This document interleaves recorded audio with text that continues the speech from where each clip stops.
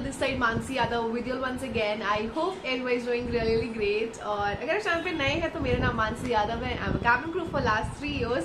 So guys, let's start with today's video and I'm super excited because this video is going to be really knowledgeable for you. जो भी मैंने पहले अगर video नहीं देखी आपने पहले वो वीडियोस देख लीजिए कि क्या क्या क्वेश्चंस थे और मैं उन्हीं क्वेश्चंस का आंसर करने वाली हूँ आप लोगों को. So I hope you are ready for this and so बहुत सारे लोगों ने रिक्वेस्ट किया था स्पेशली इस वीडियो के लिए कि आप आंसर की वीडियो भी बनाइए सो दैट कि हमें हेल्प हो सके. So yes I am the for you because you know you are part of my family and I love you so much.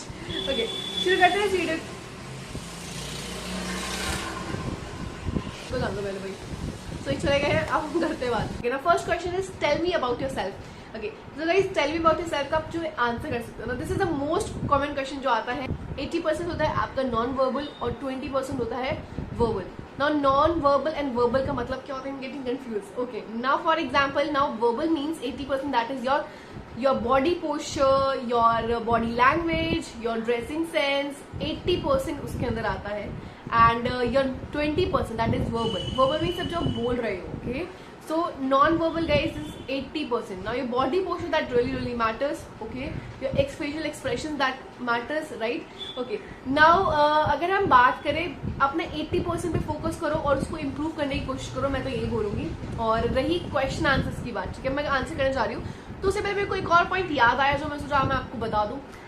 That is your guys 2 things which is very very very important. और specially आपकी दुनिया में कोई भी question आ जाए, अगर मैं आपको ये चीज बोल रही हूँ ना, अगर आप ये चीज फॉलो कर लोगे तो आपको मतलब क्वेश्चन का कोई भी क्वेश्चन हो, चाहे ये क्वेश्चन नहीं, कोई भी क्वेश्चन आप उसका आंसर कर सकते हो. Now 2 things which is very important. That is first is that reading your newspaper guys पढ़ के जाइए सो दैट कि आपको रिसेंट आइडियाज रहे क्वेश्चन को बिल्ड करने का, उसके आंसर्स को कैसे देना है समझ में आएगा, आपको इजीली समझ में आएगा. कोई भी रिसेंट टॉपिक्स है, कुछ भी है, ठीक है, आप करंट चीजों को रिलेट करोगे तो ऑब्वियसली उनको लगेगा यार हाँ ये स्मार्ट है, उन्होंने कोई करंट चीजों को लेकर रिलेट किया. That really nice. मतलब नॉलेज भी ज्यादा है और न्यूज़पेपर पढ़ता है भाई, करंट चीजों के बारे में पता है, ठीक है. एक पॉजिटिव उसको इंटरव्यू को एक चीज जाएगा ना, सोचेगा हाँ भाई वेरी नॉलेजेबल पर्सन, राइट.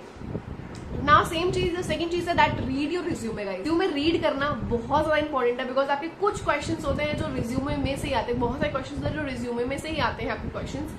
सो अपना रिज्यूमे खुद भी पढ़ के जाइए. आप ऐसा नहीं है कि बाहर से मैंने कैफे से तो लिया अपना रिज्यूमे बट मुझे पता ही नहीं रिज्यूमे में लिखा क्या है. अरे उन्होंने बनवा दिया तो मैंने बना लिया, मतलब कुछ नहीं.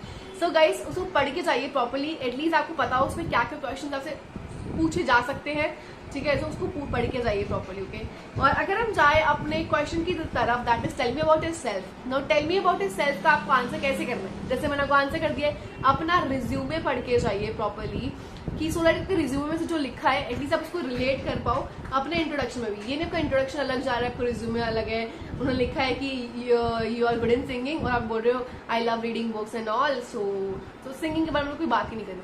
सो गाइज यही बोलूंगी रिज्यूमे भी काफी सेम होना चाहिए जो आप बोल रहे हो इंट्रोडक्शन में. ना इंट्रोडक्शन में आप टेल मी अबाउट योरसेल्फ में क्या क्या चीजें पुट कर सकते हो ना. सिंपल दस फ्यू पॉइंट्स जो आप पुट कर सकते हो. That is your first, that is your name. Obviously आपको अपना किसी और का नाम तो लिखना नहीं, अपना नाम लिखना है. सो नेम मेंशन करना है, your age, your qualification, your hobbies and your family members. और फैमिली मेंबर्स कितने हैं, वो क्या काम करते हैं, आपका प्रीवियस एक्सपीरियंस क्या है, और क्या क्या आपने अवार्ड सर्टिफिकेट्स आपको कॉलेज स्कूल में क्या क्या मिला है, कहाँ आपने पार्टिसिपेट किया है. सो ये सारी चीजें हैं जो आपने फर्स्ट क्वेश्चन में आप अपना पुट कर सकते हो, अपने इंट्रोडक्शन में जो आप पुट कर सकते हो. ओके, नाउ अगर मैं बात करूँ गाइस आपका जो क्वेश्चन है, ठीक है, वो ज्यादा लंबा नहीं होना चाहिए और ना ही इतना छोटा कि वो एक लाइन में खत्म हो जाए, राइट.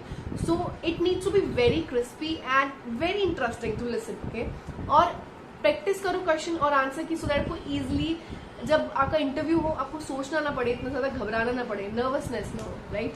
ओके, अगर हम जाए अपने दूसरे क्वेश्चन में that is why you want to become a cabin crew. Okay guys, now आप जब भी क्वेश्चन का आंसर कर रहे हो you need to be very honest that point of time.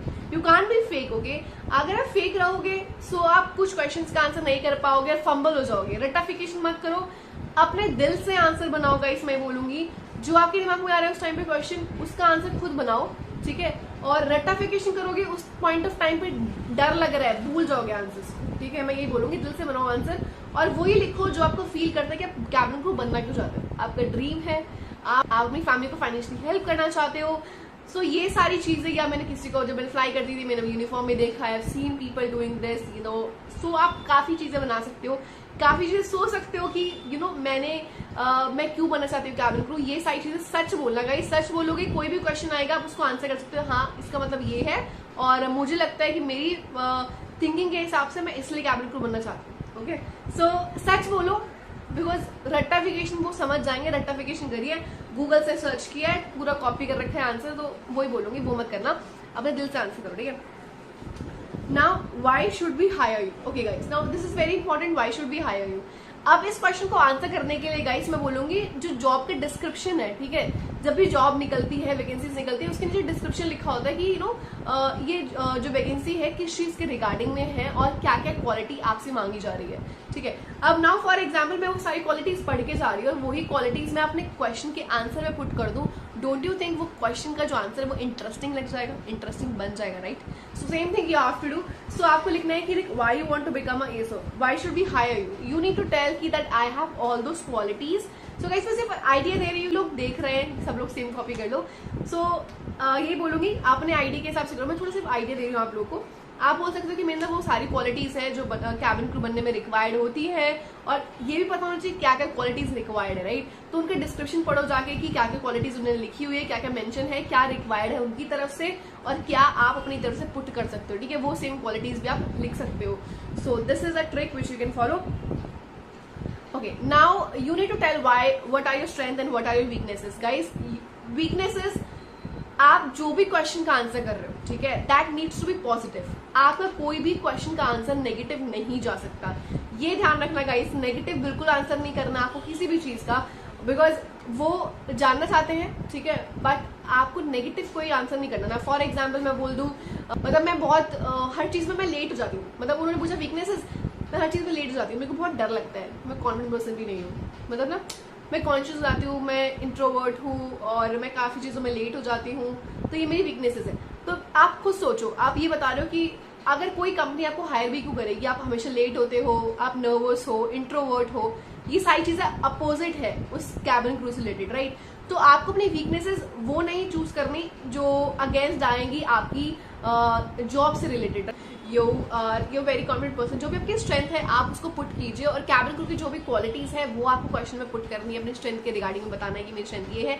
But yes obviously वो स्ट्रेंथ आपकी होनी चाहिए, और इस क्वेश्चन को आंसर करने का बेटर तरीका अगर मैं बताऊँ, अपनी स्ट्रेंथ अगर आपने बोली ये मेरी स्ट्रेंथ है, तो आपको कोई स्टोरी आपके बैकग्राउंड में कुछ चल रही होगी ना। फॉर एग्जाम्पल मैंने स्कूल में मैंने किसी चीज़ों में पार्टिसिपेट किया है ना, I am a very good team player और टीम लीडर, तो वो स्टोरी आप कन्वे कर सकती है। तो स्टोरी को डेफिनेटली पुट करिए अपने क्वेश्चंस आंसर्स में, जब भी आप आंसर कर रहे हो इस क्वेश्चन का, ठीक है। अपनी वीकनेसेस को आप ऐसे पुट कर सकते हो। फॉर एग्जाम्पल मैंने कोई भी अपनी वीकनेसेस बताई, ठीक है, now you can tell them कि आप अपनी वीकनेस को इम्प्रूव करने के लिए क्या कर रहे हो।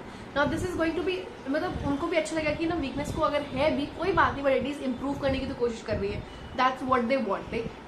बट ऐसा पॉजिटिव आंसर देना है, राइट। ओके, नाउ गाइस ये वीडियो काफी लंबी हो जाएगी, so I am thinking to make this a second part of this. So अगर आपको वीडियो अच्छी लग रही है then don't forget to like this video, share करना मत भूलिएगा, subscribe to the channel so that आपको रीसेंट नोटिफिकेशन मिल जाए, press the bell icon as well, and see you my future cabin crew next video part 2। सो इस video के बाद फिर से पार्ट 2 में आ जाओ, छोड़ना मत, ठीक है, अदरवाइज क्वेश्चन कुछ रह जाएंगे, आंसर समझ नहीं आएंगे, तो कुछ क्वेश्चन रह गए फिर से आ जाओ उसके अंदर, सो दैट आपको अच्छे से प्रिपेयर कर पाओ अपने कैबिन क्रू इंटरव्यू के लिए। So see you in the next vlog. जल्दी जल्दी आप फटाफट से